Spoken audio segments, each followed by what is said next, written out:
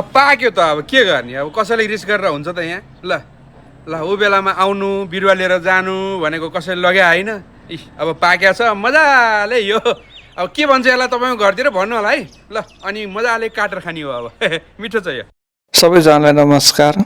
यो चाहिँ हाम्रो कौसीमा फलेको ड्र्यागन फ्रुट हो। हेर्नुहोस् यस्तो राम्रोसँग फलेछ। कौसीमा पनि ड्र्यागन फ्रुट रोप्यो भने एकदम राम्रो हुँदो रहेछ। यहाँ चाहिँ हाम्रो मम्मीले टिप्दै हुनुहुन्छ ड्र्यागन फ्रुट।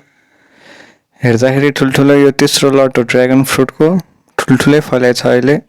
घरको छतमा पनि बाल्टी अनि यो डब्बाहरू अनि यो क्रेटहरू यस्तोमा रोप्यो भने पनि हुँदो रहेछ। हामीले त्यसमै रोपेका छौँ।